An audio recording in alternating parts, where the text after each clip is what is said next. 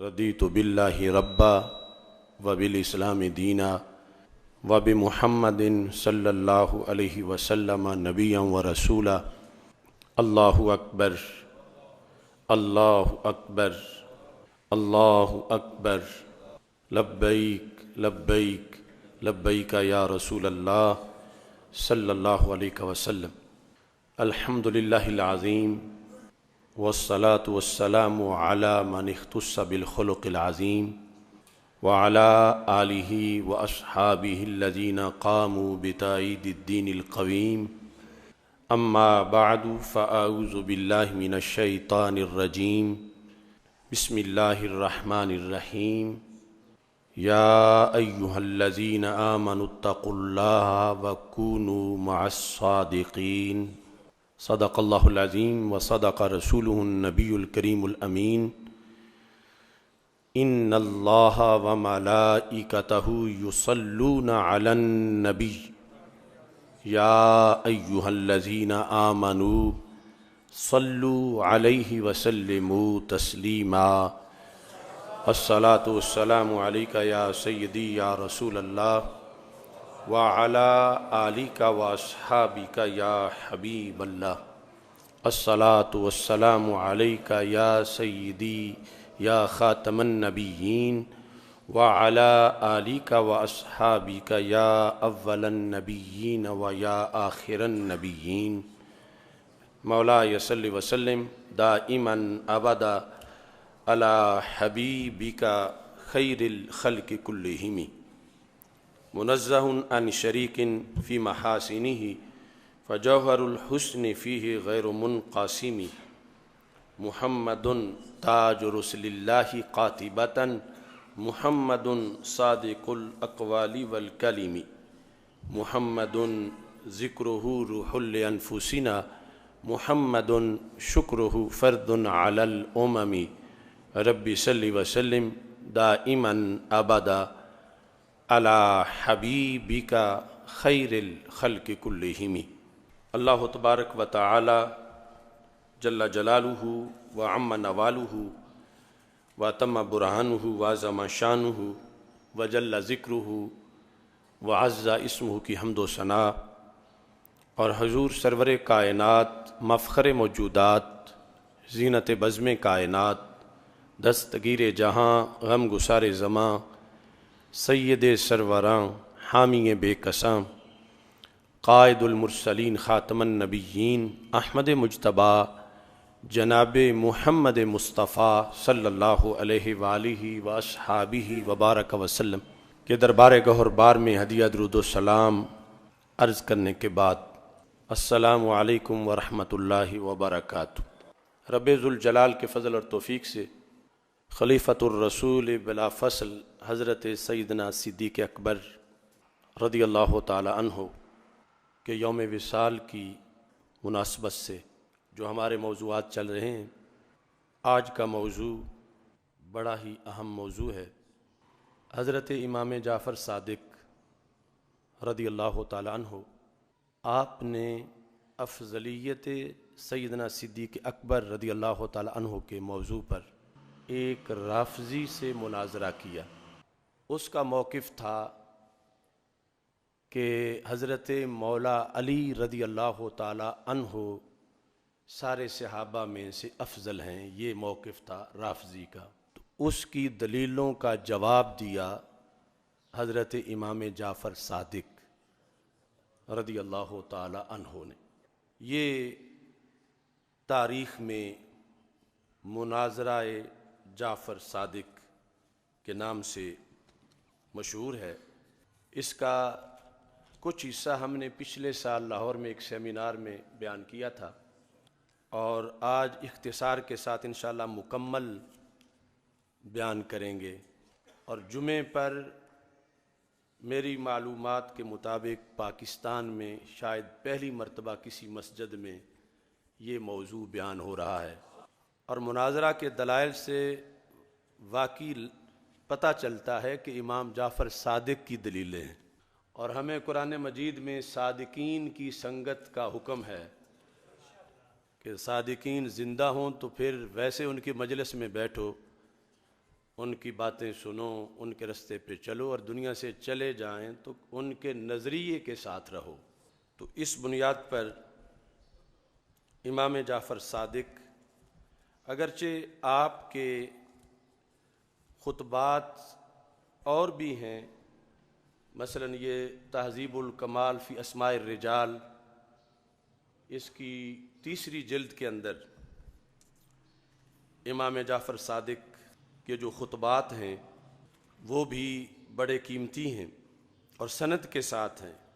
اس طرح ذہبی سیر اعلام النبلاء کے اندر انہوں نے بھی آپ کے خطبات کا ذکر کیا ہے سند کے ساتھ، مگر یہ خصوصی آپ کا مناظرہ ہے امام جعفر صادق جو امام محمد باقر رضی اللہ تعالی عنہ کے فرزند ہیں، اور امام محمد باقر رضی اللہ تعالی عنہ امام زین العابدین رضی اللہ تعالیٰ عنہ کے فرزند ہیں، اور امام زین العابدین رضی اللہ تعالیٰ عنہ امام حسین رضی اللہ تعالیٰ عنہ کے فرزند ہیں، اور امام حسین رضی اللہ تعالیٰ عنہ حضرت مولا علی رضی اللہ تعالیٰ عنہ کے فرزند ہیں اور آل رسول صلی اللہ علیہ وسلم۔ تو امام جعفر صادق کا مناظرہ جو ہے اس کی بھی سند ہے، یعنی یہ نہیں کہ اچانک کہیں خلا سے ہم نے حاصل کر لیا، یعنی امام جعفر صادق کے مناظرہ کی بھی سند ہے جو اس کتاب میں لکھی ہوئی ہے کہ یہ مناظرہ کون پاس تھا، کس نے سنا، ان سے کس نے سنا، اور پھر آگے جب یہ کتابی شکل میں آیا تو پھر اس کے جو قلمی نسخے تھے ان کی ساری گواہیاں ہیں کہ وہ مخطوطے کہاں کہاں پڑے ہوئے ہیں اور کس انداز میں ان کے مضامین ہیں۔ ہر ایک مخطوطے کے لحاظ سے علیحدہ علیحدہ اس کے دلائل اور شواہد جو ہیں وہ موجود ہیں۔ امام جعفر صادق کے دلائل کو محفوظ کرنے کے لحاظ سے، یعنی یہ اس لیے میں بیان کر رہا ہوں کہ اگر کسی کو بھی اس سلسلہ کے اندر مزید تحقیق کی ضرورت ہوگی کہ جو کہا ہے اس کی سند کیا ہے، تو سند اس کی ہمارے پاس موجود ہے، اور جو مخطوطات ہیں ان کے عکس بھی، مثلا یہ جو ترکی میں اس کا مخطوطہ ہے اس کا پہلا صفحہ یہ ہے، اور ایک مخطوطے کا یہ ہے، ایک مخطوطے کا یہ ہے، یعنی یہ قلمی نسخے جب تک لکھے جاتے تھے، یہ مختلف مخطوطات۔ ایک شخص آیا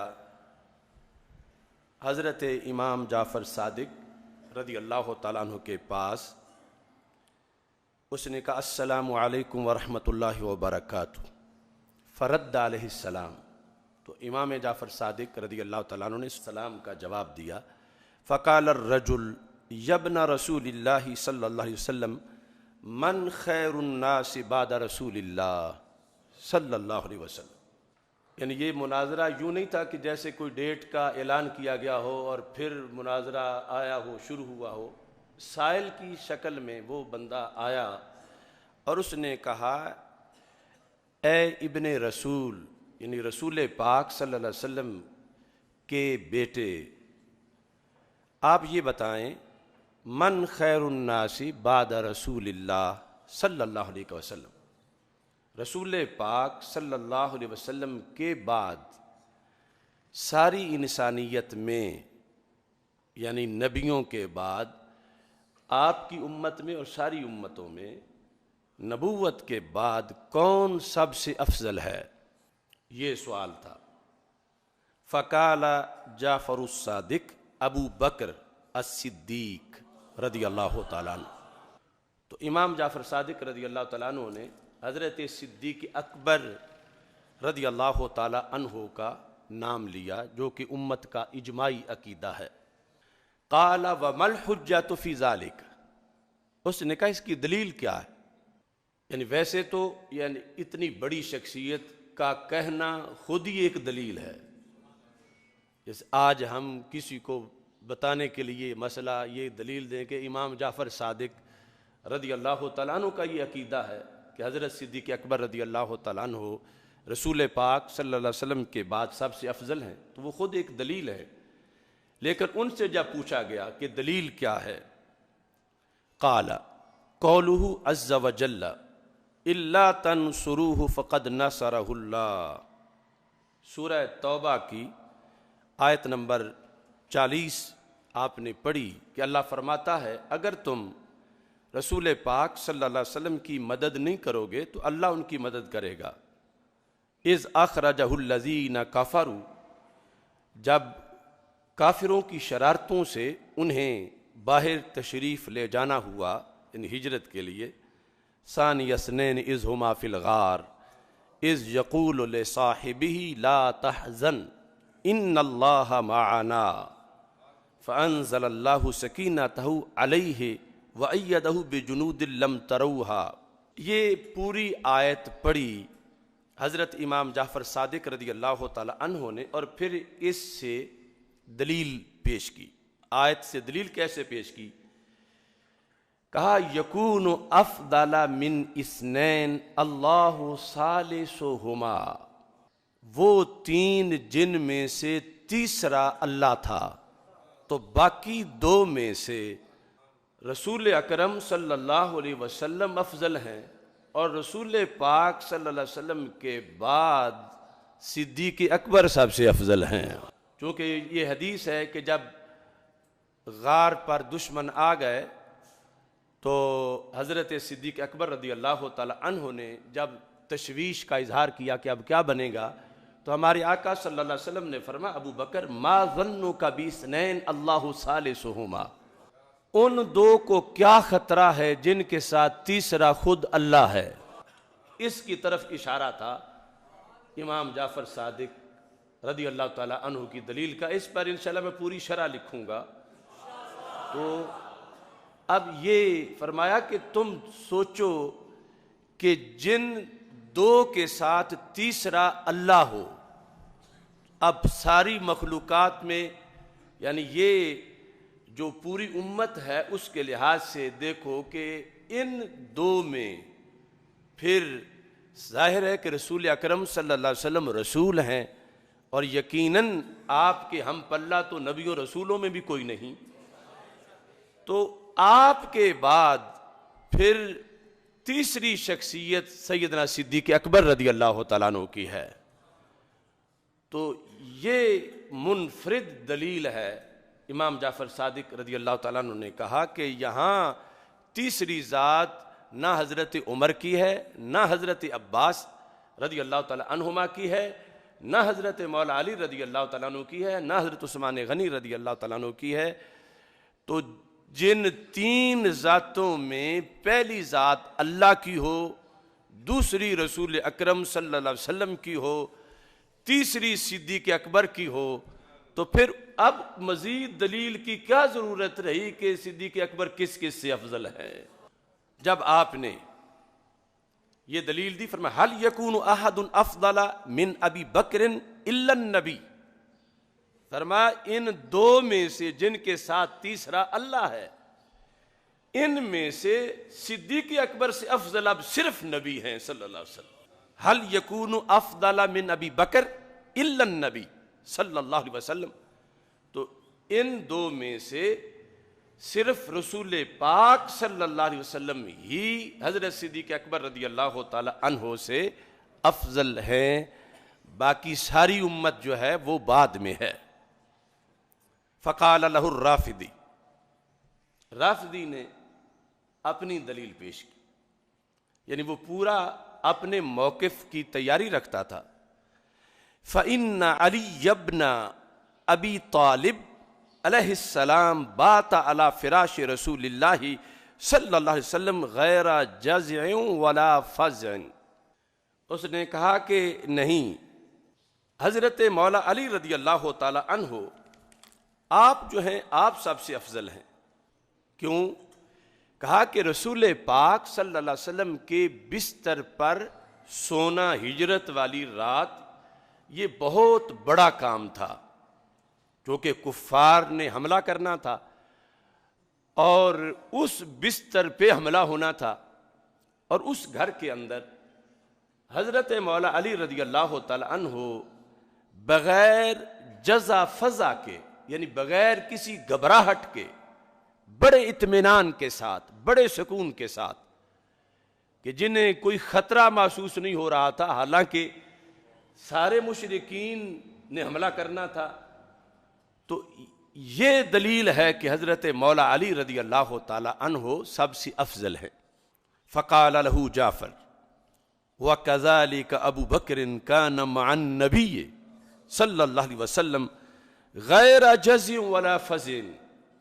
ادھر سرکار کی چارپائی تھی، ادھر خود سرکار تھے، تو رسول پاک صلی اللہ علیہ وسلم کے ساتھ جو بغیر کسی گھبراہٹ کے، بڑے سکون کے ساتھ، بڑے اطمینان کے ساتھ جو رسول پاک صلی اللہ علیہ وسلم کے ساتھ رہے، وہ صدیق اکبر رضی اللہ تعالیٰ عنہ. تو لہٰذا ان کا مقام بڑا ہے کہ جو رسول پاک صلی اللہ علیہ وسلم کے ساتھ ہیں، کہ گھر سے جب پتہ چلے گا کہ سرکار ادھر نہیں ہیں تو پھر سرکار کے لیے ہی تو وہ سب کچھ ڈھونڈنے والے ڈھونڈ رہے ہوں گے. تو سرکار کے ساتھ صدیق اکبر رضی اللہ تعالیٰ عنہ تھے، اور تم کہتے ہو مولا علی جزا فضا کے بغیر تھے، تو صدیق اکبر بھی جزا فضا کے بغیر تھے. قال له الرجل فإن اللہ تعالی یقول بخلاف ما تقول. اس رافضی نے کہا کہ امام جعفر صادق، اللہ تو کچھ اور کہتا ہے، تم اور کہتے ہو. تم کہتے ہو کہ وہ ساتھ تھے، یعنی ساتھ تو تھے، لیکن تم کہتے ہو جزا فضا کے بغیر ساتھ تھے، تو اللہ تعالیٰ تو اور کہتا ہے. قال له جعفر وما قال، اللہ کیا کہتا ہے؟ قال قال اللہ اذ یقول لصاحبی لا تحزن ان اللہ معنا، کہ وہ اپنے صاحب کو کہہ رہے تھے کہ حزن نہ کرو. تو پتہ چلا کہ صدیق اکبر رضی اللہ تعالی عنہ تو اس وقت حزن میں تھے، غم انہیں لاحق تھا، اور مولا علی جزا فضا کے بغیر تھے، یعنی گھبراہٹ کے بغیر تھے. اور صدیق اکبر کا گھبراہٹ میں ہونا یہ تو قرآن بیان کر رہا ہے، اور تم کہتے ہو کہ صدیق اکبر جو ہیں وہ جزا فضا کے بغیر تھے. اس نے کہا فلم یکن ذالک الخوف جزا، تو یہ جو خوف تھا ان کو، کیا یہ جزا نہیں ہے؟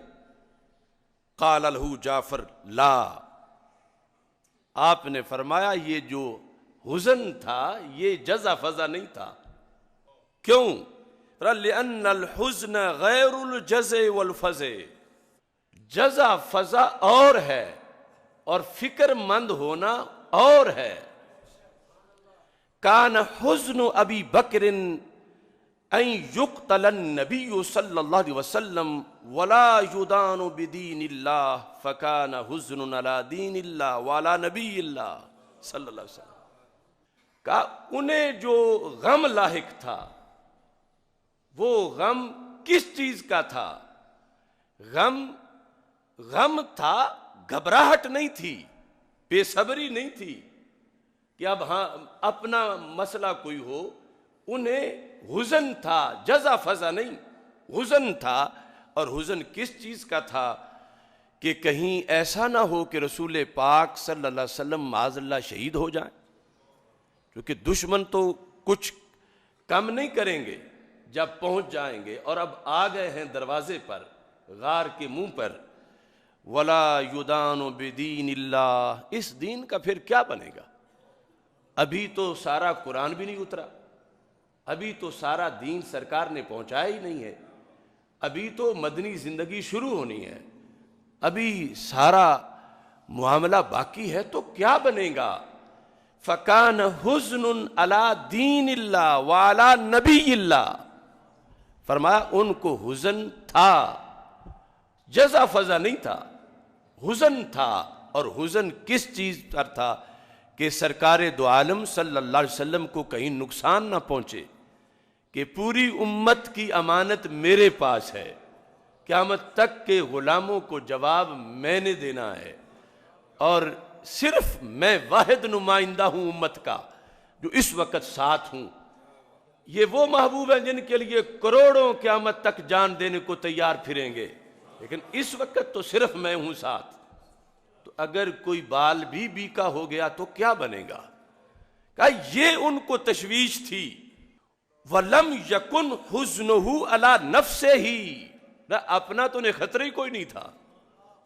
وَلَمْ يَكُنْ حُزْنُهُ عَلَى نَفْسِهِ، اپنے بارے میں کوئی ان کو تشویش نہیں تھی، نہ کوئی گھبرائے ہوئے تھے۔ كَيْفَ وَقَدْ أَلْسَعَتْهُ أَكْثَرَ مِن مِّئَةِ حَرِيشٍ، فرمایا یہ تو وہ ہے نا کہ جنہیں سانپ نے 100 سے زائد ڈنگ مار دیے تھے۔ اکثر من مئات، فرمایا 100 سے زائد جب ڈنگ لگے، فما کال حس، نہ ایک ڈنگ پر بھی انہوں نے سی نہیں کی۔ فما کال حس ولا ناف، 100 ڈنگ کھا کے ایک بار بھی سی نہ کریں تو پتہ چلا کہ بندہ دلیر ہے اور گھبراہٹ کوئی نہیں، اور بڑے اطمینان سکون سے ساتھ دے رہے ہیں۔ وہ جو حزن تھا وہ تب ہوا جب دشمن غار کے منہ پہ آئے، تو وہ اپنے بارے میں نہیں تھا۔ اپنا ہوتا تو سانپ کے ڈنگوں پر ہی رو پڑتے، اپنا ہوتا تو اس وقت ہی وہ جو احتجاج کر رہا تھا ڈنگ مار کے کہ ایڑی ہٹاؤ، تو 100 میں سے کسی ایک بار بھی ایڑی ہٹا لیتے۔ تو ایڑی نہیں ہٹائی، اپنی جان کی فکر نہیں تھی، فکر دین کی تھی، فکر رسول اللہ صلی اللہ علیہ وسلم کی تھی۔ لہٰذا فرمایا ساتھ بھی تھے، ڈنگ بھی کھا رہے تھے، سی بھی نہیں کر رہے تھے۔ اب جب اس دلیل پر رافضی لاجواب ہوا، قال الرافضی فإن اللہ تعالی قال، اللہ نے قرآن مجید میں فرمایا ہے انما ولیکم اللہ ورسولہ والذین آمنوا الذین یقیمون الصلاة ویؤتون الزکاة وہم راکعون، کہ تمہارا ولی، اے مسلمانوں تمہارا ولی یعنی مددگار اللہ ہے اور اللہ کے رسول صلی اللہ علیہ وسلم ہے، اور پھر وہ جو ایمان لائے، الذین یقیمون الصلاۃ، جو نماز قائم کرتے ہیں، ویؤتون الزکاۃ، زکوٰۃ دیتے ہیں، وہم راکعون، حالت رکوع میں۔ قال نازل فی علی بن ابی طالب، کہ یہ آیت حضرت مولا علی رضی اللہ تعالیٰ عنہ کی شان میں اتری۔ حین تصدق بخاتمہ وہو راکع، جب وہ رکوع کر رہے تھے تو سائل آ گیا، اس نے سوال کیا تو انہوں نے حالت نماز میں ہی انگوٹھی اتار کے پھینک دی۔ حین تصدق بخاتمہ وہو راکع، فقال النبی صلی اللہ علیہ وسلم الحمد للہ الذی جعلہا فی وفی اہل بیتی، تو رسول پاک صلی اللہ علیہ وسلم نے یہ ارشاد فرمایا کہ ساری تعریفیں اس اللہ کی ہیں کہ جس نے اتنی بڑی صفت میرے اور میرے اہل بیت کو عطا فرمائی ہے۔ تو یہ دلیل رافضی نے دی، کہا کہ اللہ کے رسول، اور آگے پھر والذین آمنوا، یہاں مولا علی ہے تیسرے نمبر پر، والذین آمنوا، وہ جو ایمان لائے اور نماز قائم کی، اور پھر رکوع کے اندر انہوں نے زکوٰۃ دی۔ اب اس کی ایک تفصیل علیحدہ ہے کہ والذین آمنوا جمع کا صیغہ ہے اور صرف ایک ذات کے بارے میں نہیں، اور اس پر بھی ائمہ نے کہا کہ جب امام جعفر صادق نے سے کسی نے پوچھا تو انہوں نے کہا کہ یہ جن میں کامل صفتیں ہیں ایمان والوں کی ان کے بارے میں ہے، تو کسی نے کہا کیا مولا علی کے بارے میں نہیں ہے؟ تو انہوں نے کہا تو مولا علی بھی تو کامل صفت والے مومنوں میں ہی شمار ہوتے۔ یہ 5-6 ائمہ تفسیر نے سند سے ان سے روایت کیا، لیکن یہاں آپ نے اختصار کے ساتھ آپ نے فرمایا یہ ٹھیک ہے جو تم دلیل دے رہے ہو، لیکن فقال له جعفر الآیۃ التي قبلها فی السورۃ اعظم منها، اس سورت میں جو اس سے پہلی آیت ہے وہ اس سے بڑی ہے، یعنی اس میں جس کی شان بتائی گئی ہے وہ شان بڑی بتائی گئی ہے. ویسے تو آیات آپس میں برابر ہیں، یعنی اس میں جو فضیلت ہے وہ بڑی فضیلت ہے، اور وہ فضیلت حضرت صدیق اکبر رضی اللہ تعالیٰ عنہ کی ہے. کون سی آیت؟ یا ایھا الذین آمنوا من یرتد منکم عن دینہ فسوف یأتی اللہ بقوم یحبہم ویحبونہ. فرمایا وکان الارتداد بعد رسول اللہ صلی اللہ علیہ وسلم. اس میں کہا گیا کہ مرتدو تم مرتد ہو جاؤ گے تو اللہ وہ قوم لائے گا تمہارے مقابلے میں، یحبہم کہ رب ان سے پیار کرتا ہے، ویحبونہ وہ رب سے پیار کرتے ہیں. وہ محب خدا بھی ہیں، محبوب خدا بھی ہیں نص قرآنی کے لحاظ سے. کہتے ہیں وکان الارتداد بعد رسول اللہ صلی اللہ علیہ وسلم. تو یہ بات سرکار کی حیات میں تو تھی نہیں، کیونکہ جو مرتد ہوئے سرکار کے بعد مرتد ہوئے، سرکار کا جب وصال ہو گیا تو مرتد ہوئے. ارتدت العرب بعد رسول اللہ صلی اللہ علیہ وسلم واجتمعت الکفار بنہاوند. یہ جو ایران عراق کا بارڈر ہے، یہاں وہ شہر ہے نہاوند، یہاں کافر اکٹھے ہوئے. وقالوا الرجل الذی كانوا ينتصرون به قد مات. ان مسلمانوں کا جو سہارا ذات تھی وہ تو فوت ہو گئے. یعنی یہ کافروں کا بھی عقیدہ تھا ینتصرون به، کہ جن کی وجہ سے انہیں فتح ملتی تھی وہ نہیں رہے اب دنیا پر. وہ تھے دلیل فتح کی، رسول اکرم نور مجسم شفیع معظم صلی اللہ علیہ وسلم، کہ وہ تو نہیں رہے دنیا میں. اور ارتداد کے حضرت عمر رضی اللہ تعالیٰ عنہ کہہ رہے تھے امیر المومنین کچھ نرمی کرو، ابھی صرف ان سے نمازی قبول کر لو، زکوٰۃ نہیں دیتے تو نہ دیں، کچھ وقت اس طرح گزارا کرو. تو حضرت ابو بکر صدیق رضی اللہ تعالیٰ عنہ نے کیا کہا؟ امام جعفر صادق آگے آیت کس کے بارے میں ہے اور کیوں ہے؟ کہتے ہیں انہوں نے کہا لو مانعونی اقالا مما كانوا يؤدونه الى رسول اللہ صلی اللہ علیہ وسلم لقاتلتهم علیہ. زکوٰۃ پوری دینا اور زکوٰۃ پوری نہ دینا ان کا، یہ تو بڑی دور کی بات ہے کہ میں ان کو چھوڑ دوں. اگر زکوٰۃ کے جانور کی رسی بھی جو پہلے دیتے تھے، جانور دے کے رسی بھی نہیں دیں گے تو میں پھر بھی ان کے خلاف جہاد کروں گا. اور پھر یہ اگلے جملے صرف اس مناظرہ میں ہی نظر آئے جو امام جعفر صادق نے دلیل میں کہا کہ کیا کہا؟ لَقَاتَلْتُهُمْ عَلَيْهِ، میں ان کے خلاف، مرتدین کے خلاف لڑوں گا. ادھر ان کی میٹنگ ہو رہی تھی کہ نبی نہیں رہے، اب یہ لڑ نہیں سکتے. یہ کہتے ہیں لَقَاتَلْتُهُمْ، میں لڑوں گا مرتدین کے خلاف. وَلَوْ اجْتَمَعَ عَلَيَّ عَدَدُ الْحَجَرِ وَالْمَدَرِ وَالشَّوْكِ وَالشَّجَرِ وَالْجِنِّ وَالْإِنسِ. فرمایا اگر مرتدین اتنے ہوں کہ جتنی تعداد کائنات میں پتھروں کی ہے، اگر مرتدین اتنے ہوں یعنی ان کے ساتھ مزید کفر مل کے جتنی تعداد کائنات میں ڈھیلوں کی ہے، الحجر والمدر والشوک والشجر، جتنی تعداد کانٹوں کی اور درختوں کی ہے، والجن والانس، جتنی تعداد جنوں انسانوں کی ہے، اگر یہ سب مل کے مرتدین کے ساتھ اکٹھے ہو کے مقابلے کے لیے نکلیں، لَقَاتَلْتُهُمْ وَحْدِي، کہ ابو بکر اکیلا ان کے خلاف لڑے گا. لَقَاتَلْتُهُمْ وَحْدِي، یعنی اس میں یہ تأثر دیا کہ تم میں یہ کوئی نہ سمجھے کہ تم نہ چلے تو میں پالیسی نرم کروں گا. فرمایا یا عمر ما لکا جبار فی الجاہلیہ و خوار فی الاسلام. عمر کیسی ڈرپوکوں والی باتیں کر رہے ہو؟ جاہلیت میں تو تم بڑے دلیر ہوتے تھے، اب تم ڈرپوکوں والی باتیں کر رہے ہو. قد تم الدین، دین پورا ہوا. ون قتل وحی، وحی بند ہوئی. اینقص وانا حی، فرمایا صدیق میں جب تک جان ہے یہ دین میں کمی نہیں آنے دے گا.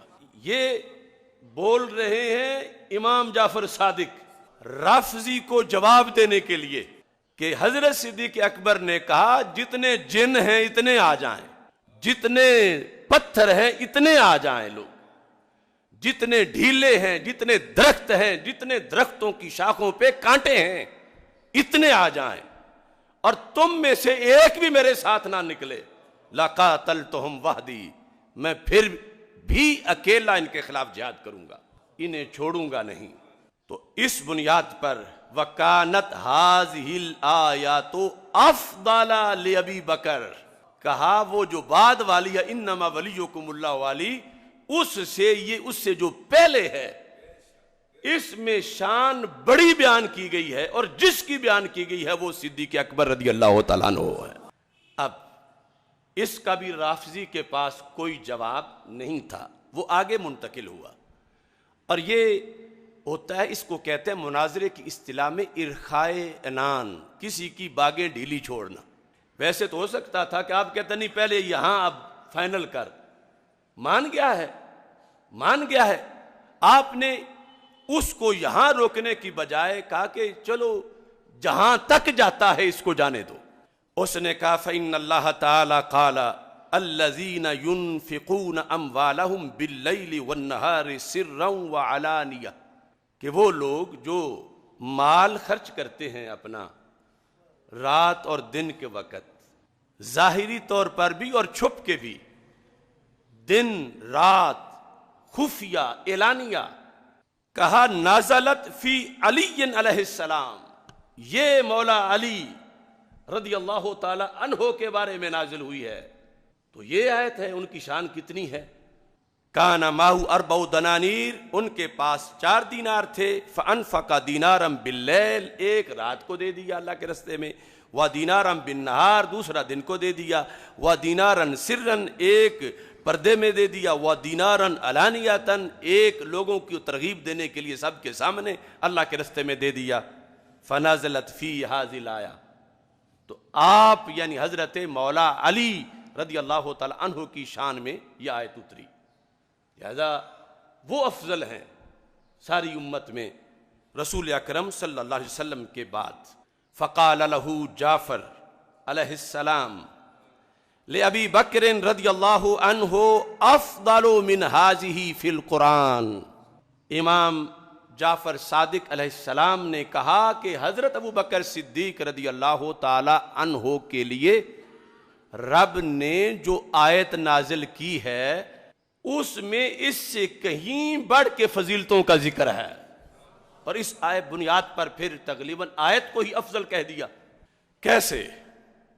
فرمایا واللیل اذا یغشا والنہار اذا تجلی وما خلق الذکر والانثی ان سعیکم لشتی فاما من اعطی واتقی وصدق بالحسنی، کہا سب سے پہلے تو رب نے بات قسم اٹھا کے شروع کی، وہاں قسم نہیں یہاں قسم ہے، اگرچہ اللہ کا کلام تو اللہ کا کلام ہے، لیکن بات تو یہ ہے کہ یہ مضمون بیان کرنا کتنا ضروری سمجھا کہ قسم اٹھائی رب ذوالجلال نے۔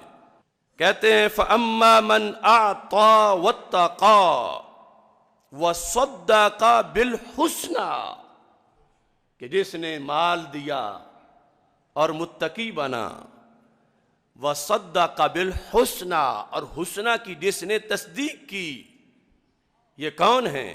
قال ابو بکر فَسَنُيَسِّرُهُ لِلْيُسْرَى، ابو بکر وَسَيُجَنَّبُهَا الْأَتْقَى، ابو بکر الذی یؤتی مالہ یتزکی، ابو بکر وما لأحد عنده من نعمة تجزى الا ابتغاء وجه ربه الاعلی ولسوف یرضی، ابو بکر۔ کہا یہ پوری صورت دیکھو، اور اس صورت میں جو خراج تحسین پیش کیا گیا ہے وہ لفظ دیکھو، اور یہاں دوسرا کوئی نہیں جس کے لیے یہ رب ذوالجلال نے فرمایا ہو۔ اور آیت پڑھ کے ساتھ ابو بکرن کہہ کے جو ضمیر تھی وہ ظاہر کرتے گئے کہ وَصَدَّقَ بِالْحُسْنَى، کون ہے؟ ابو بکرن۔ فَسَنُيَسِّرُهُ لِلْيُسْرَى، ہم ان کے لیے آسانی کریں گے، یسرا کے لیے۔ وہ کون ہے؟ ابو بکر۔ وَسَيُجَنَّبُهَا الْأَتْقَى، جہنم سے دور رکھے جائیں گے وہ جو سب سے بڑے پرہیزگار ہیں۔ کون؟ ابو بکر۔ الَّذِي يُؤْتِي مَالَهُ يَتَزَكَّى، جو اپنا مال دیتے ہیں اسلام کے لیے اور دل کو مزید نورانی کرتے ہیں۔ کون؟ ابو بکر۔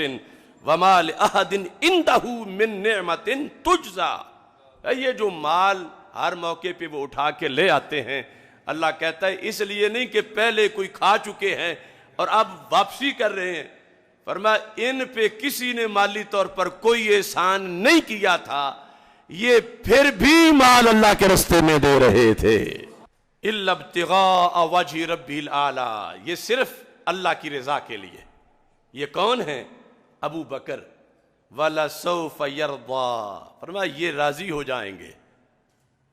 اب اس کی وضاحت، وَلَسَوْفَ يَرْضَىٰ ابو بکر، چونکہ پچھلے جمعے اس آیت کی وضاحت میں گفتگو ہوئی، اب یہ مناظرے کی دلیل کے طور پر جو انہوں نے وضاحت کی، کہتے ہیں انفق مالہ علی رسول اللہ صلی اللہ علیہ وسلم، کہ حضرت صدیق اکبر رضی اللہ تعالیٰ عنہ نے اپنا مال رسول پاک صلی اللہ علیہ وسلم کے قدموں پہ نچھاور کیا۔ کتنا تھا؟ 40,000، 40,000۔ آگے یہ ذکر نہیں یہاں پر کہ درم یا دینار۔ حتی تجلل بالعباء، اتنا دیا اللہ کے راستے میں، اتنا دیا یہاں تک کہ پھر پہننے کو کپڑا بھی نہیں تھا، بوری پہن لی۔ تجلل بالعباء فہبط جبریل علیہ السلام، ایسی صورتحال میں جبریل علیہ السلام اترے۔ فقال اللہ العلی الاعلی یقرئک السلام، محبوب اللہ تجھے سلام کہہ رہا ہے۔ وَيَقُولُ اقرأ علی ابی بکر منی السلام، رب فرما رہا ہے میرے محبوب ابو بکر کو بھی میرا سلام کہہ دو۔ یہ امام جعفر صادق آیت کی وضاحت کر رہے ہیں۔ وَقُلْ لَهُ أَرَاضٍ أَنْتَ عَنِّي فِي فَقْرِكَ هَذَا، سب کچھ دین کو دے کر بوری پہن کے اس حالت میں بتاؤ راضی ہو اس فقر میں؟ یعنی وہ تو دلوں کے بھید جانتا ہے، لیکن جبریل کو بھیج کے سرکار کے ذریعے سے پوچھ رہا ہے۔ وَلَسَوْفَ يَرْضَىٰ کی تفسیر تب سمجھ آئے گی۔ کیا اس میں ایک تو یہ ہوتا ہے بندہ جذباتی ہو کہ ایک بار دے بیٹھتا ہے، 2 بار، یہ ہر بار دیتے ہیں، اور اب اتنا دے چکے کہ بوری پہنی ہوئی ہے، تو کیا دل میں خیال تو نہیں آتا کہ کیوں سارا دے دیا؟ یہ سب کچھ دے کے اس حالت میں کیا تمہارے دل میں خوشی ہے؟ یہ پوچھا رب ذوالجلال نے جو دلوں کے بھید جانتا ہے۔ اراضٍ انت ام ساخط، راضی ہو یا ناراض ہو؟ فقال اسخط علی ربی عز وجل، ہو ابو بکر اور ناراض رب سے ہو؟ یہ کیسے ہو سکتا؟ اسخط علی ربی عز وجل، کہ یہ کیسا مجھ سے سوال ہے، میں کیسے ناراض ہو سکتا ہوں؟ آنا عن ربی راض، میں رب سے راضی ہوں۔ آنا عن ربی راض، میں اپنے رب سے راضی ہوں۔ آنا عن ربی راض، میں اپنے رب سے راضی ہوں۔ امام جعفر صادق کہتے ہیں 3 بار انہوں نے یہ نعرہ لگایا سوال کے جواب میں راضی ہوں رب سے، میں اپنے رب سے راضی ہوں۔ فرمایا اس پر اللہ نے یہ آیتیں اتاری تھیں، وَوَعَدَهُ اللَّهُ أَن يُرْضِيَهُ، اللہ نے وعدہ کیا جنت میں بھی ہم تجھے راضی کریں گے۔ کہا وہ بھی شان ہے لیکن جو بڑے ہیں ان کی بڑی شان ہے۔ یہ امام جعفر صادق رضی اللہ تعالی عنہ رافضی کو دلیل دے رہے ہیں۔ اب پھر اس پر وہ نہیں بولا، اگلی دلیل قال الرافضی فإن اللہ تعالی یقول اجعلتم سقایۃ الحاج وعمارۃ المسجد الحرام کمن آمن باللہ والیوم الآخر، آیات سے دلیل دے رہا کہ اللہ تعالیٰ فرماتا ہے، یہ ہم کئی بار یہ پڑھتے ہیں ان لوگوں کا شک دور کرنے کے لیے جو کہتے ہیں کہ وہ جو وہاں ہیں اللہ کو پیارے ہیں تو پھر ہی وہاں ہیں، وہ جو مسلط ہیں ادھر یہودی ادھر آل سعود ادھر آل یہود، تو پیارے ہیں تو پھر ہی تو حرم ان کے پاس ہے، اللہ کو پیارے ہیں تو پھر ہی تو مدینہ منورہ مسجد نبوی ان کے پاس ہے۔ اس پس منظر میں دلیل مشرکین نے مکہ نے دی تھی تو رب نے یہ آیت نازل کی تھی۔ اب تو انشاءاللہ ویسے ہی خلافت عثمانیہ آنے والی ہے، اور 2023 وہ جو یہود کی گود میں بیٹھ کے کعبے کی پاسبانی کا کنسپٹ تھا اور سرزمین حجاز کے اڈے یہود کو دے کر، امریکہ کو دے کر جو یاریاں نبھانے کا دور تھا گزر رہا ہے۔ فلسطینی روزانہ جنازے اٹھائیں اور یہ انہی کے لیے دوستیاں رکھیں، ادھر کشمیر میں مودی خون بہائے اور وہ اس کو میڈل پہنائیں سب سے بڑا۔ بے وجہ تو نہیں چمن کی تباہیاں، کچھ باغ باہیں برق و شرر سے ملے ہوئے۔ لوگ کہتے ہیں رب کو پیارے ہیں تو پھر ہی تب ہی اس لیے ہے۔ تو ہم نے کہا کیا وہ یہود بھی پیارے ہیں جو قبلہ اول ان کو دیا ہوا ہے؟ تو یہ قبضہ پیار کی دلیل نہیں ہے۔ تو اس وقت کہا تھا ابو جال کے ٹولے نے کہ جی دیکھو یہ کہتے ہیں ہم اللہ والے ہیں، اللہ کا حکم مانتے ہیں، ہم اللہ کے بڑے پیارے ہیں۔ تو انہوں نے کہا اللہ کا گھر تو ہمارے پاس ہے، ہم حجیوں کو پانی پلاتے ہیں۔ جو بھی جاہلیت کا ان کا اپنا پہلے کنسپٹ تھا حج کا، مسجد حرام کی کوئی اینٹ لگانے والی ہو تو ہم لگاتے ہیں، متولی ہم ہیں۔ تو انہوں نے کہا ہم اللہ والے ہیں یا یہ دور بیٹھے ہوئے مدینہ منورہ میں وہ اللہ والے ہیں؟ وہ اپنا یعنی قرب کعبہ اپنے برحق ہونے کی دلیل بنا رہے تھے مشرکین مکہ، جیسے آج کچھ لوگ دلیل بناتے ہیں۔ اللہ نے یہ آیت نازل کی جو امام جعفر صادق کے مقابلے میں رافضی اپنے موقف کے لیے پیش کر رہا تھا۔ آیت پہلے ذہن میں رکھو کہ رب نے کہا تم اینٹیں لگا کے، تم پانی پلا کے وہ کچھ حاصل نہیں کر سکتے جو کلمہ پڑھ کے حاصل کیا جاتا ہے۔ مسئلہ ابی طالب کو سمجھنے کے لیے بھی یہ آیت مرشد اور رہنما ہے۔ نیکی کا میٹر چلتا ہی تب ہے جب ایمان ہو، اور ایمان کے بغیر نیکی نیکی قرار نہیں پاتی۔ اجعلتم سقایۃ الحاج، کیا حاجیوں کو پانی پلانا، و عمارت المسجد الحرام، اور مسجد حرام میں اینٹیں لگانا، اس کی تعمیر کرنا، کمن آمن باللہ والیوم الآخر، کیا یہ باتیں اللہ کو ایک ماننے، حضرت محمد مصطفیٰ صلی اللہ علیہ وسلم کو آخری نبی ماننے، فرشتوں کتابوں کو ماننے، آخرت کے دن کو ماننے کے برابر ہو سکتی ہیں؟ یعنی اللہ تعالیٰ استفہام انکاری کر رہا ہے، نہیں ہو سکتی۔ اجعلتم سقایۃ الحاج، کہ تم نے مکہ کے مشرکو تم نے بنا لیا ہے عمارت مسجد حرام کو اور حاجیوں کے پانی پلانے کو تم نے ایمان کے برابر ٹھہرایا ہوا ہے۔ اللہ فرماتا ہے ہرگز ایسا نہیں ہے، تم جتنی بھی اپنی طور پر نیکیاں کر لو کہ ہم اللہ کے گھر میں آئے ہوئے لوگوں کو پانی پلا رہے ہیں، اللہ نے فرمایا یہ کوئی نیکی نہیں، نیکی تب ہوگی جب میرے نبی کا کلمہ پڑھو گے۔ یہ مشرکین نے مکہ کے مقابلے میں آیت اتری، کمن آمن باللہ۔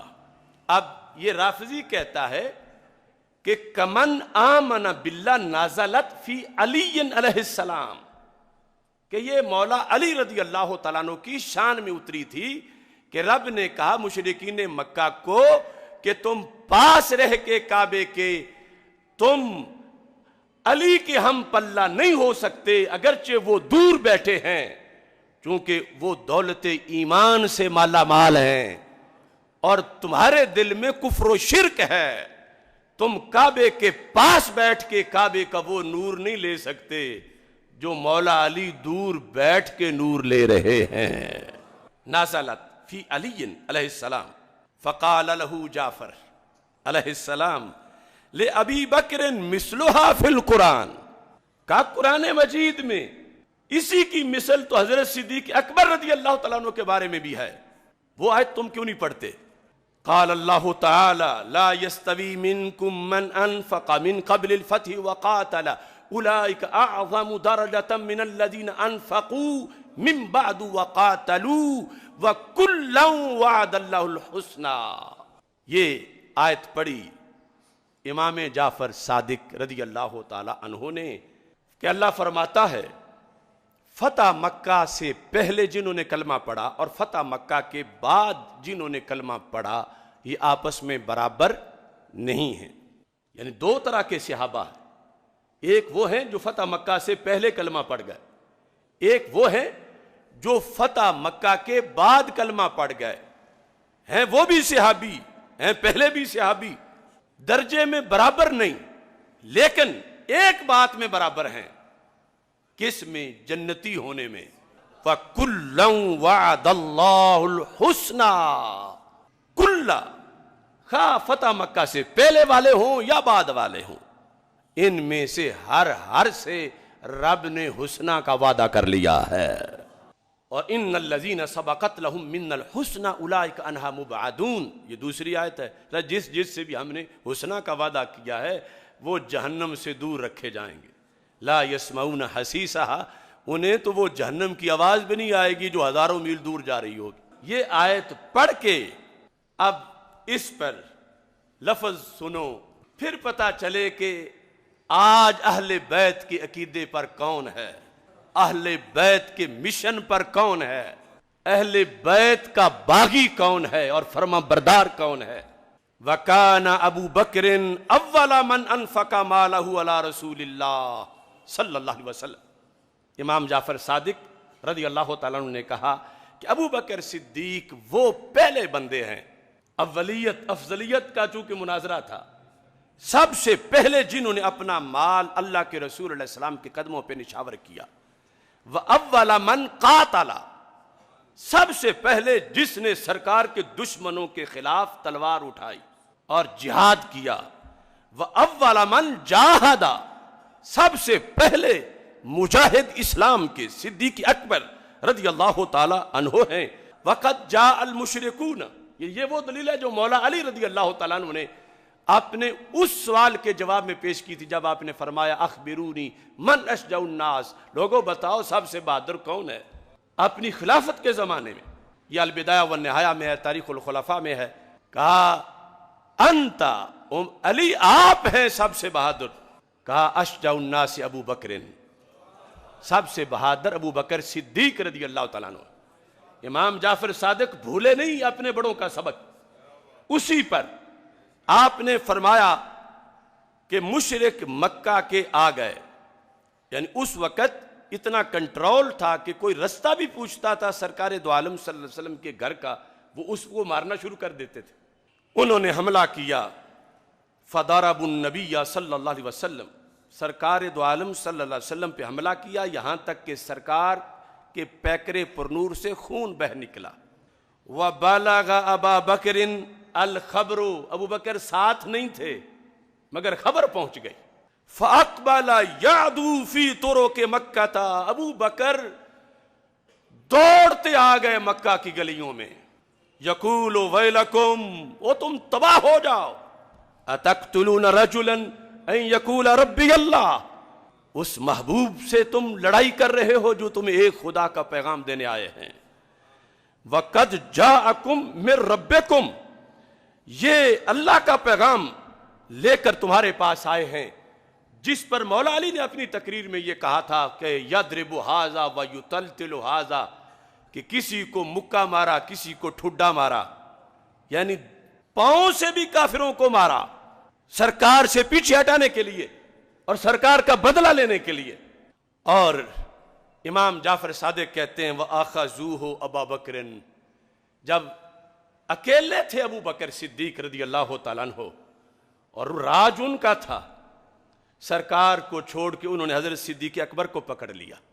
فَضَرَبُوهُ حَتَّى مَا تَبَيَّنَ أَنفُهُ مِنْ وَجْهِهِ, اتنا مارا اتنا مارا اتنا مارا کہ صدیق اکبر کے رخسار اور ناک کا فرق ختم ہو گیا.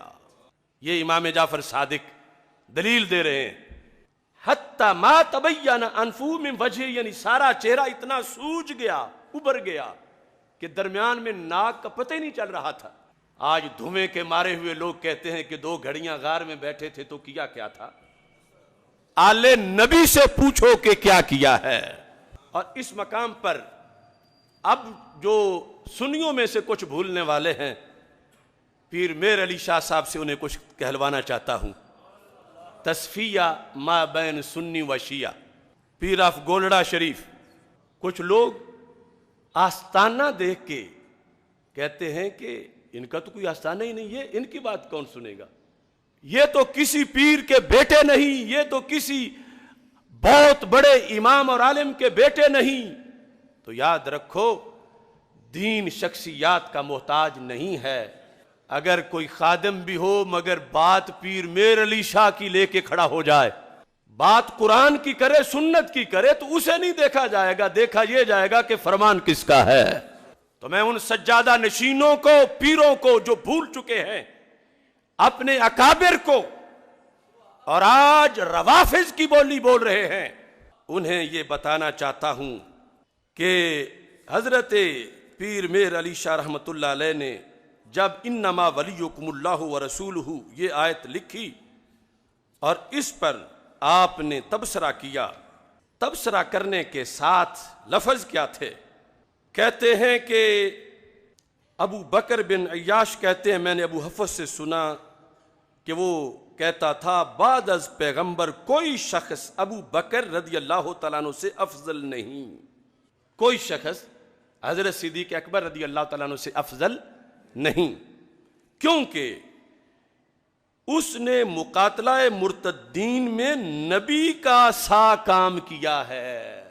صدیق اکبر رضی اللہ تعالیٰ عنہ نے مقابلہ مرتدین میں نبی کا سا، نبی نہیں تھے مگر پالیسی میں اتنی 2 ٹوک پالیسی، یعنی یوں لگتا تھا جیسے وحی پہ بنی ہوئی پالیسی ہے، وحی کا دروازہ بند تھا مگر شک نہیں تھا ان کو مرتدین کے خلاف لڑنے میں کہ کہیں میں کوئی غلطی نہ کر جاؤں، 100 میں سے 1% بھی شک نہیں تھا۔ تو پیر میر علی شاہ صاحب رحمۃ اللہ علیہ لکھتے ہیں کیونکہ اس مقاتلہ مرتدین میں نبی کا سا کام کیا ہے، غزوہ بدر اور حدیبیہ وغیرہ کے بعد یہ جہاد بالمرتدین عظیم الشان واقعہ ہوا ہے، اس کی عظمت کے مقابلہ میں مومنوں کو تسلی دی گئی ہے کہ خبردار اس فتنہ ارتداد سے گھبرانا نہیں ہے۔ تو اس بنیاد پر کہتے ہیں حضرت صدیق اکبر کی خلافت اور ان کا لوگوں سے بیعت لینا حق تھا، اس لیے سب مومنین نے جن میں حضرت مولا علی بھی شامل تھے حضرت صدیق اکبر کو واجب الاطاعت سمجھ کر اور خلیفہ مان کر اس واقعہ میں مرتدین کے خلاف جہاد میں ان کی بھرپور امداد کی، اور اللہ تعالیٰ نے بھی ان معاونین کی اس قدر اوصاف قرآنی آیات میں بیان کیے، یحبہم ویحبونہ، کہ یہ جو ابو بکر صدیق کے ساتھ کھڑے ہیں رب پہلے بتا چکا تھا یہ سارے وہ ہیں جن سے اللہ پیار کرتا ہے اور اللہ سے یہ سارے پیار کرتے ہیں۔ یہاں کہتے ہیں کہ یحبہم ویحبونہ کا شرف بخشا، تو کہتے ہیں ووٹر کی پاور سے الیکشن، کہ ووٹر کتنا عظیم ہے، کہا ابو بکر صدیق کو ووٹ دینے والے خلافت کا وہ ہیں یحبہم ویحبونہ۔ یہ گولڑے کے پیر صاحب بول رہے ہیں کہ جو ووٹ دینے والے ہیں وہ اس میرٹ پہ ہیں تو ان کا لیڈر کس میرٹ کا ہوگا۔ یحبہم ویحبونہ کا شرف بخشا، حق تو یہ ہے کہ مہاجرین اولین اور انصار کے اس گروہ نے جن کی تعریف و توصیف جا بجا کلام الہی میں وارد ہے، خلافت کے بارے میں جو کچھ کیا وہ حق تھا، یعنی حضرت صدیق اکبر کے ہاتھ پہ بیعت کرنا، جنہیں ان لوگوں کا جنہیں یحبہم ویحبونہ رب کہہ رہا ہے کہ کوئی ووٹ بھی بوگس نہیں یا کچی عمر والا یا کچے عقیدے والا، اللہ کے میرٹ پہ اترنے والے پورے وہ ووٹ، اور حق کیوں نہ ہو جب خود حق سبحانہ منتظم کار ہو. یعنی پیر صاحب کہتے ہیں انہوں نے حضرت صدیق اکبر کے ہاتھ پہ بیعت خود نہیں کی، رب نے کروائی ہے. اس بنیاد پر آپ نے فرمایا کہ ابو بکر صدیق سب سے افضل ہیں کہ مقاتلہ مرتدین میں نبی کا سا کام وہ سر انجام دے رہے تھے. اور یہ بھی آپ نے لکھا کہ اسلام کے لیے سب سے زیادہ جس بندے نے مار کھائی وہ صدیق اکبر ہے. یعنی جیسے امام جعفر صادق یہاں ذکر کر رہے ہیں، حضرت پیر میر علی صاحب انہوں نے بھی اس بات کو واضح طور پر اپنے لفظوں میں لکھ کر اس موقف کی ترجمانی کی کہ جو حضرت امام جعفر صادق پیش کر رہے ہیں. اب دیکھو اول کے لفظ گنتے جاؤ.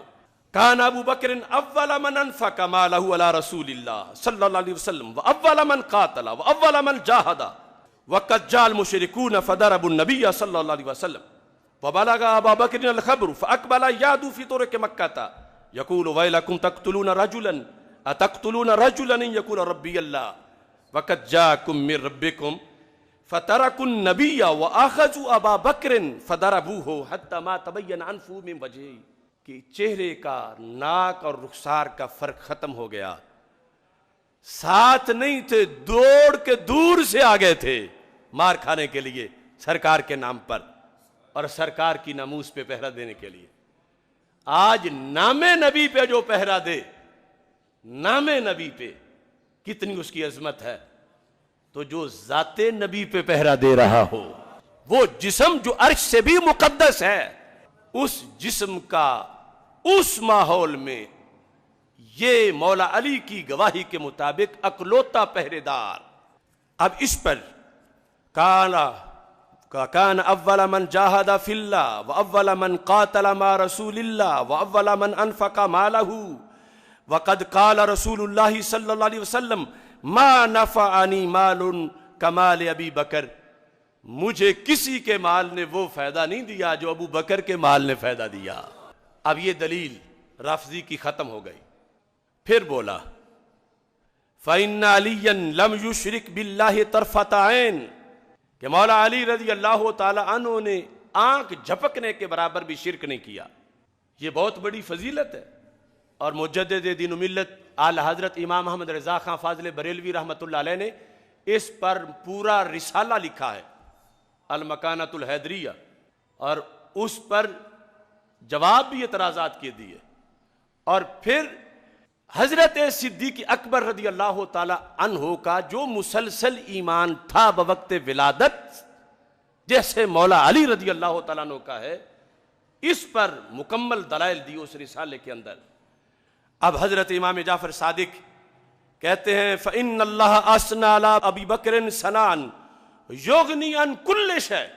کہا رب نے ابو بکر صدیق کی وہ تعریف کی ہے کہ پیچھے کوئی تھوڑی نہیں رہ گئی. یغنی عن کل شے، وہ ہر شے سے بے نیاز کر دیتی ہے ان کو. ایمانیات اور وفا کے مسئلے میں ہر شے سے بے نیاز کر دیتی ہے. قال اللہ تعالی والذی جاء بالصدق وصدق به. کہا والذی جاء بالصدق محمد صلی اللہ علیہ وسلم، یعنی یہ ساتھ جاء کا فاعل بیان کیا، وصدق به ابو بکر. کہا یہ یغنی عن کل شے، ہر چیز سے بے نیاز کرتی ہے. وَكُلُّهُمْ قَالُوا لِلنَّبِيِّ صلی اللہ علیہ وسلم كَذَبْتَ وَقَالَ ابو بکر صدقت. وقال ابو بکر، امام جعفر صادق کہتے ہیں یہ وہ ابو بکر ہے کہ جب سرکار نے فرمایا تھا کہ تم کوئی بھی ابو بکر کے مسئلے میں مجھ سے بات نہ کرنا، ایک وقت تم سب کہتے تھے کذبت، کہ تم نے جھوٹ بولا. ابو بکر اس وقت بھی کہتا تھا صدقتا. فنازلت فیہ ھذہ الآیہ، فرمایا ہم اہل بیت بتاتے ہیں کہ والذی جاء بالصدق وصدق بہ کس کے بارے میں نازل ہو. فرمایا آیت التصدیق خاصتاً، یہ صرف ایک بندے کے بارے میں ہے. فہو التقی النقی المردی الردی العدل المعدل الوفی. فرمایا تقی ہیں صدیق اکبر، نقی ہیں صدیق اکبر، مردی یعنی جن کو راضی کیا گیا وہ ہے صدیق اکبر، رضی ہے صدیق اکبر، عدل ہے صدیق اکبر، معدل ہیں صدیق اکبر، اور وفاؤں کی معراج ہیں صدیق اکبر۔ اور یہ دلائل میں آپ دیکھیں کہیں بھی امام جعفر صادق کی دلیل کا رد نہیں آگے سے آ سکا، آگے بھاگتا رہا وہ۔ اب کہتا فإن حب علی فرض فی کتاب اللہ، کہ مولا علی رضی اللہ تعالیٰ عنہ کی محبت تو فرض ہے، قرآن میں ہے، قل لا اسألکم علیہ اجرا الا المودۃ فی القربى، محبوب صلی اللہ علیہ وسلم آپ فرما دو کہ میں تجھ سے کسی اجر کا سوال نہیں کرتا، قربا میں مودت چاہتا ہوں۔ یہ مولا علی رضی اللہ تعالیٰ عنہ قربا میں یہ ان کی محبت فرض ہے۔ قال لہ جعفر لأبی بکر مثلھا، کہ مولا علی کی فرض ہے میں انکار نہیں کرتا، تو کہا تو ابو بکر صدیق کی بھی تو فرض ہے، آدھا فرض مانتے ہو آدھا چھوڑتے ہو، کیسے؟ قال اللہ تعالی والذین جاؤوا من بعدہم یقولون ربنا اغفر لنا ولإخواننا الذین سبقونا بالایمان ولا تجعل فی قلوبنا غلا للذین آمنوا ربنا انک رؤوف رحیم۔ یہ آیت پڑھی، اب خود بتاتے ہیں فابو بکر هو السابق بالایمان، پہلے کون تھے کہ جن کے بارے میں کہا کہ بعد والے پہلوں کیا بغض نہ رکھیں، وہ کس پہلے کا کہ رب نے ان کا بغض حرام کیا۔ فابو بکر هو السابق بالایمان فالاستغفار له واجب ومحبته فرض وبغضه کفر۔ کہا یہ ابو بکر صدیق ہے کہ قرآن کہتا ان کی محبت فرض ہے اور ان کا بغض کفر ہے۔ یہ ایک خطاب میں پہلے بتا چکے ہیں، جب امام زین العابدین کے پاس کچھ لوگ آئے عراق سے، قالوا فی ابی بکر و عمر، انہوں نے کچھ بکواس شروع کیے، تو آپ نے فرمایا تم مجھے یہ بتاؤ، پہلے وہ آیت پڑھی جو مہاجرین کے بارے میں، تم ہو؟ کہا نہیں ہمارے بارے میں تو نہیں۔ پھر وہ پڑھی جو انصار کے بارے میں، تم ہو؟ نہیں ہم تو بعد میں آئے۔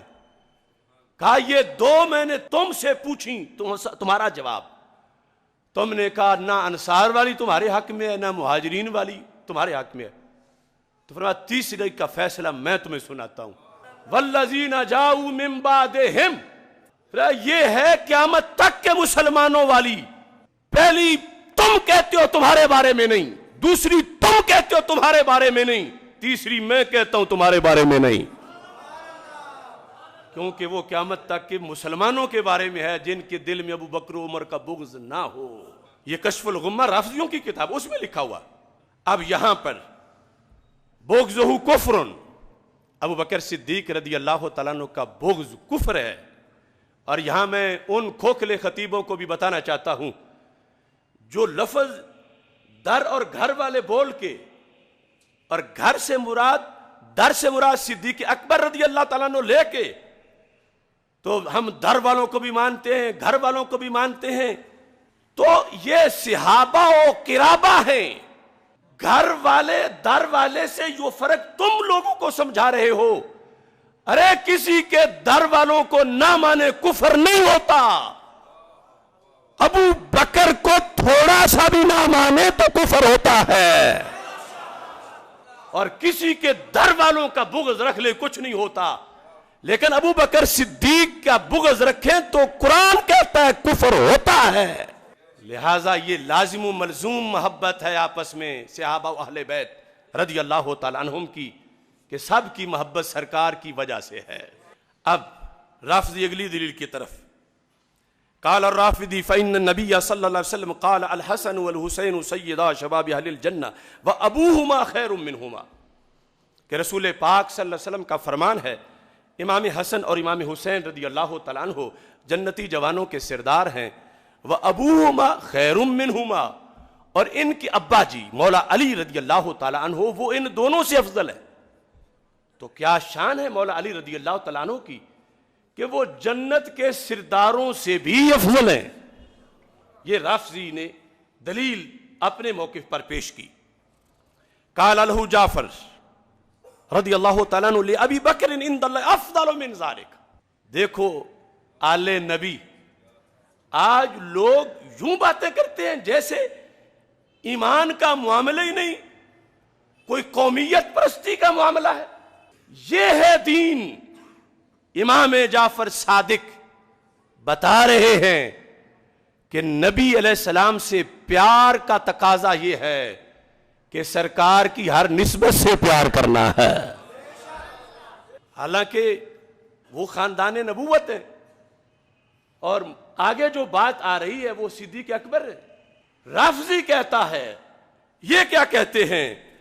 کہنے لگے سنو، حدثنی ابی عن جدی عن علی بن ابی طالب رضی اللہ تعالی عنہ، کہ مجھے میرے ابا جی نے بتایا، میرے ابا جی نے میرے دادا جی سے سنا، اور میرے دادا جی نے خود مولا علی سے سنا۔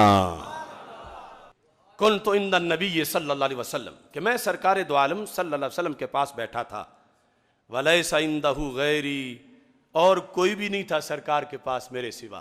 اذ اطلع ابو بکر و عمر، اچانک دونوں شخصیتیں آ گئیں، حضرت ابو بکر صدیق اور حضرت عمر فاروق رضی اللہ تعالیٰ عنہما۔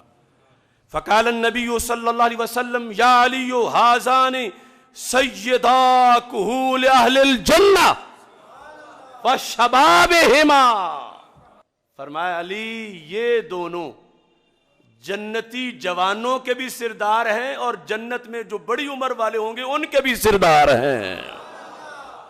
کہا اب آگے بات کرو۔ فیما مدا من سالف الدہر فی الاولین وما بقی فی غابرہ من الاخرین الا النبیین والمرسلین، فرمایا یہ سوائے نبیوں رسولوں کے سب کے سردار ہیں۔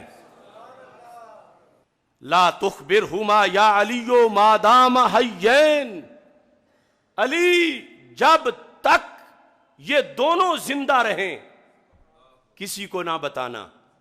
کہتے ہیں فما اخبرت بھی احدا حتی ماتا، دونوں کا وصال ہو گیا تو پھر میں اپنے گھر والوں کو بتا رہا ہوں۔ یعنی بہت سے امور پر وہ لمیٹڈ تھے کہ کب بتانا ہے، کس وقت بتانا ہے، کس کو بتانا ہے۔ تو کہا میں ان دونوں کے وصال کے بعد جو مجھے میرے آقا صلی اللہ علیہ وسلم نے بتایا تھا میں بتا رہا ہوں، تو دیکھو یہ یقیناً حسنین کریمین جنتی جوانوں کے سردار ہیں، یقیناً ان دونوں سے مولا علی رضی اللہ تعالیٰ عنہ افضل ہیں، لیکن ابو بکر و عمر تو سب سے افضل ہیں سوائے انبیاء اور رسل علیہم السلام کے۔ قال الرافضی، اب اس نے اصل مسئلے سے ہٹ کے مزید سوال شروع کر دیے۔ فَأَيُّهُمَا أَفْضَلُ فاطمہ بنت رسول اللہ صلی اللہ علیہ وسلم ام عائشہ بنت ابی بکر، یہ بتاؤ کہ ان میں سے افضل کون ہے؟ فاطمہ بنت رسول اللہ، رسول پاک صلی اللہ علیہ وسلم کی شہزادی خاتون جنت سیدہ فاطمہ الزہرا رضی اللہ تعالی عنہا، ام عائشہ بنت ابی بکر، یعنی یہ تقابل میں اس نے واضح طور پر کہا ایک طرف بنت رسول علیہ السلام ہے اور دوسری طرف بنت ابی بکر ہے، بتاؤ ان میں افضل کون ہے؟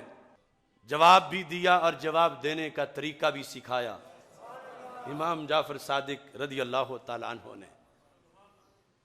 جواب دے رہے ہیں، کہتے ہیں بسم اللہ الرحمن الرحیم، یاسین والقرآن الحکیم، اتنا پڑھ کے پھر حامیم والکتاب المبین، کہ اب تم بتاؤ ان میں سے افضل کون ہے؟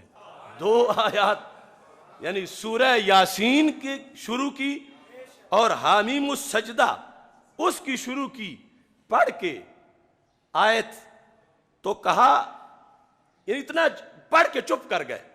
اب وہ بولا، کہتا ہے اسألک ایہما افضل فاطمہ ابنۃ النبی صلی اللہ علیہ وسلم ام عائشہ ابنۃ ابی بکر وتقرأ القرآن، سمجھے نہیں ہو کہ میں نے پوچھا کیا ہے؟ میں پوچھ رہا ہوں سیدہ فاطمہ اور سیدہ عائشہ صدیقہ رضی اللہ تعالی عنہما میں سے افضل کون ہے؟ تم قرآن کی آیتیں پڑھ رہے ہو۔ فقال له جعفر، امام جعفر صادق نے کہا بگوتر تجھے جواب تو دے دیا ہے، آیات پڑھ کے تجھے جواب دے دیا ہے، اب یاسین اور حامیم، ان میں سے کسے تم ترجیح دو گے؟ سبھی شان والی ہیں. فقال له الجعفر عائشہ بنت ابی بکر. کہا صرف یہاں تک نہ رہو، آگے بھی تو بولو نا. زوجۃ رسول اللہ صلی اللہ علیہ وسلم معہ فی الجنہ، کہ عائشہ بنت ابی بکر جو زوجہ رسول صلی اللہ علیہ وسلم ہیں وہ سرکار کے ساتھ ہوں گی جنت میں. وفاطمہ تو بنت رسول اللہ صلی اللہ علیہ وسلم سیدۃ نساء اہل الجنہ. ادھر میت بیان کی، ادھر سرداری بیان کی، سیادت بیان کی، اور بیماری والوں کا علاج اس وقت بھی ساتھ کیا. فرمایا الطائن علی زوجۃ رسول اللہ صلی اللہ علیہ وسلم لعنہ اللہ. کہا جو زوجہ رسول اللہ السلام پہ تنقید کرے اس پہ اللہ کی لعنت ہو. والباغض لابنۃ رسول اللہ صلی اللہ علیہ وسلم خذلہ اللہ. جو سرکار دو عالم صلی اللہ علیہ وسلم کی شہزادی کا بغض رکھے اس پہ بھی لعنت ہو، اللہ اس کو رسوا کرے. یہ ہے سنی سینہ، یہ ہے تھرمامیٹر، یہ ہے روافض اور خوارج کے درمیان فیصلہ کن مناظرہ امام جعفر صادق کا. اب رافضی اگلے مسئلے پہ چلا گیا. حکمت یہ تھی کہ ساری باتیں بعد میں ہونی تھیں. کہتا ہے عائشہ تو قاتلت علیہ رضی اللہ تعالی عنہ وہی زوجۃ رسول اللہ صلی اللہ علیہ وسلم، کہ وہی عائشہ صدیقہ، عائشہ جو مولا علی سے جنہوں نے لڑائی کی تھی. چلو زوجہ رسول علیہ السلام تو ہیں، لیکن یہ بھی تو دیکھو کہ انہوں نے مولا علی رضی اللہ تعالیٰ عنہ سے لڑائی کی تھی، یعنی جنگ جمل کا حوالہ دیا. اب امام جعفر صادق کو غصہ آیا. فقال له الجعفر نام ویلک، تو تباہ ہو جائے. قال اللہ تعالی وما کان لکم ان تؤذوا رسول اللہ صلی اللہ علیہ وسلم. اگر حیا والے ہو قیامت تک کے لوگوں تو تمہارے لیے جائز نہیں کہ تم اللہ کے رسول کو اذیت پہنچاؤ. لہذا یہ جو زوجیت والی نسبت ہے، یہاں زوجہ کا معاملہ خود زوج کی طرف آتا ہے غیرت کا، اور تم اس زوجیت کے لحاظ سے اس کو عام سی چیز سمجھ رہے ہو. یعنی وہ اجتہادی معاملہ ان کا تھا، لیکن اس سے کوئی عائشہ صدیقہ سرکار کی زوجیت سے تو نہیں نکل گئی کہ ان کا شرف ختم ہو گیا ہو. ہرگز ایسا نہیں. اس جواب پر آپ نے پہلی بار اس کو کہا ویلا کا، کہ تو تباہ ہو جائے، کہ تو کس طرح کی باتیں کرتا ہے. تو اس سے پتہ چلا کہ کبھی کبھی مناظرے میں مخاطب کو ویلا کا بھی کہنا سنت حضرت امام جعفر صادق ہے. قال له الرافضی توجد خلافت ابی بکر و عمر و عثمان و علی فی القرآن. یہ جو تم چار یار کہتے ہو، چار چار کرتے ہو، کیا چاروں کی خلافت کا ذکر ہے قرآن میں؟ پھر وہ کہتا تھا ایک خلافت ہے. قال نعم. آپ نے کہا تو صرف قرآن کی بات کرتا ہے، وفی التوراۃ والانجیل. ان چاروں کی خلافت کا تو تورات میں بھی ذکر ہے، انجیل میں بھی ذکر ہے. اب یہ دلائل اختصار سے آپ نے پہلے پڑھا الذی جعلکم خلائف الارض ورفع بعضکم فوق بعض درجات، ایک آیت. امن یجیب المضطر اذا دعا ویکشف السوء ویجعلکم خلفاء الارض، دوسری آیت. لَيَسْتَخْلِفَنَّهُمْ فِي الْأَرْضِ كَمَا اسْتَخْلَفَ الَّذِينَ مِنْ قَبْلِهِمْ وَلَيُمَكِّنَنَّ لَهُمْ دِينَهُمُ الَّذِي ارْتَضَىٰ لَهُمْ. تیسری آیت. تین آیتیں جب پڑھیں قال الرافضی ابن رسول اللہ صلی اللہ علیہ وسلم فَأَيْنَ خِلَافَتُهُمْ فِي التَّوْرَاةِ وَالْإِنْجِيلِ. ان میں تورات والی کون سی ہے؟ یہ تو تم نے قرآن کی پڑھی. یعنی اس نے بھی پورا درپے تھا کہ کہیں سے گنجائش ملے. تو اب اس جواب پر اس نے نقد وارد کیا پہلی بار کہ تم نے خود کہا کہ صرف قرآن میں نہیں، تورات زبور انجیل میں ہے، تو آیتیں تو قرآن کی پڑھ رہے ہو. کہاں ہے ان چاروں کی خلافت؟ تورات میں اور انجیل میں. قال له جعفر، آپ نے فرمایا سنو، محمد الرسول اللہ والذین معہ. آگے مانا کیا ابو بکر اشداء علی الکفار عمر بن الخطاب رحماء بینہم عثمان بن عفان تراہم رکعا سجدا یبتغون فضلا من اللہ ورضوانا علی بن ابی طالب چاروں سیماہم فی وجوہہم من آثار السجود اصحاب محمد صلی اللہ علیہ وسلم ذالک ما صالحم فی التورات وما صالحم فی الانجیل. کہا یہ ہے تورات، یہ ہے انجیل. اب اس کے بعد ابھی مناظرہ جاری تھا. قال الرجل یبن رسول اللہ صلی اللہ علیہ وسلم ھذا فی القرآن قال نعم. یعنی یہ وہ میں اختصار سے کر رہا ہوں کہ یہ چاروں کی جب انہوں نے شان بیان کی کہ اس طرح آئیں گے قیامت کے دن، اٹھیں گے کہ سب سے پہلے زمین سے ہمارے آقا صلی اللہ علیہ وسلم روضہ پاک سے نکلیں گے اور ابو بکر صدیق رضی اللہ تعالی عنہ دوسرے نمبر پہ ساتھ اٹھیں گے. یہ میدان معاشر کا منظر. پھر کہا کہ ینادی مناد این عمر بن الخطاب فیجیء عمر واوداجہ تشخب دما. عمر فاروق آئیں گے اور رگوں سے خون بہہ رہا ہوگا. پھر ثم یؤتی عثمان بن عفان واوداجہ تشخب دما. وہ آئیں گے اور ان کی رگوں سے بھی خون بہہ رہا ہوگا. ثم یدعى علی بن ابی طالب فیاتی واوداجہ تشخب دما. وہ آئیں گے اور ان کی رگوں سے بھی خون شہادت کا بہہ رہا ہوگا. اب ایسی صورتحال میں وَيُوقَفُ أَمَامَ الْعَرْشِ فرمایا ان لوگوں کی جلوہ نمائی بڑی عظیم ہوگی قیامت کے دن. یہاں اس نے سوال کیا یبن رسول اللہ صلی اللہ علیہ وسلم ھذا فی القرآن، یہ قرآن میں جو آپ بیان کر رہے ہیں؟ قال نعم. ہاں قرآن میں ہے. علم اہل بیت ہے. قال اللہ تعالی وَجِیءَ بِالنَّبِیِّین.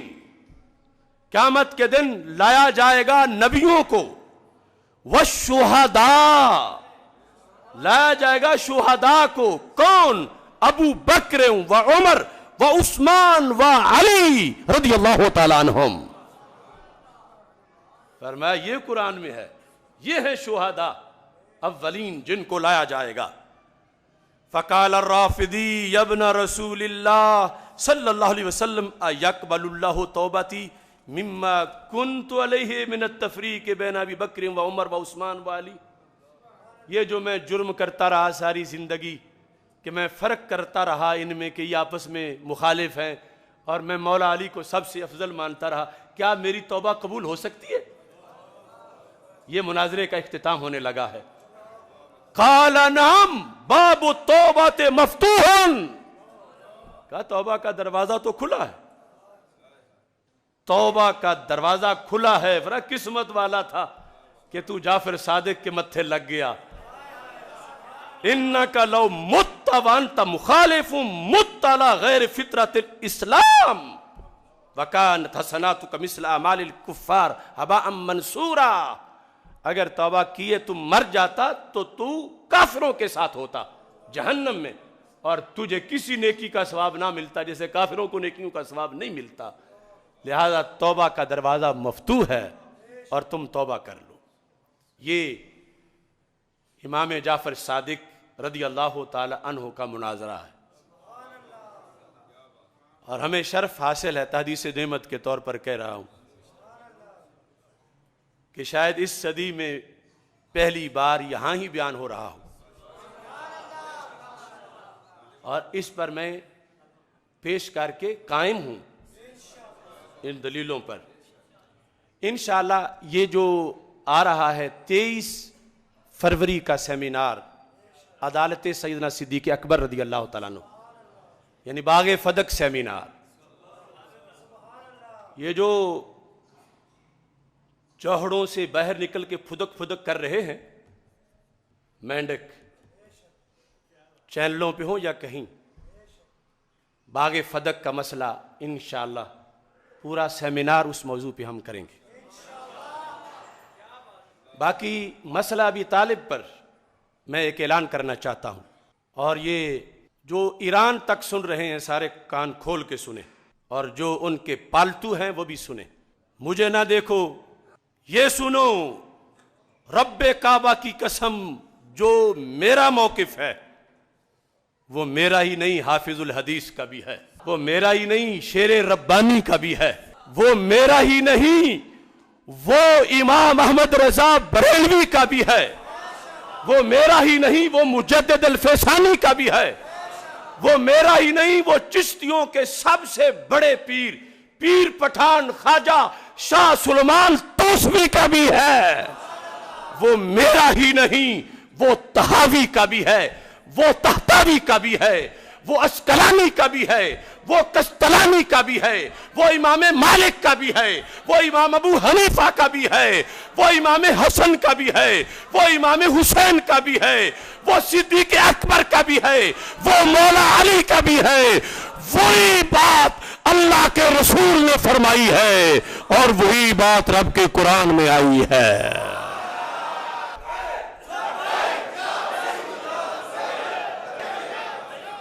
میرا مسئلہ ہوتا ذاتی کوئی بات نہیں تھی، مجھے کوئی 1000 گالیاں دے، جیسے ہر کسی برے سے گالی لینا یہ تو میرا ہی حصہ ہے.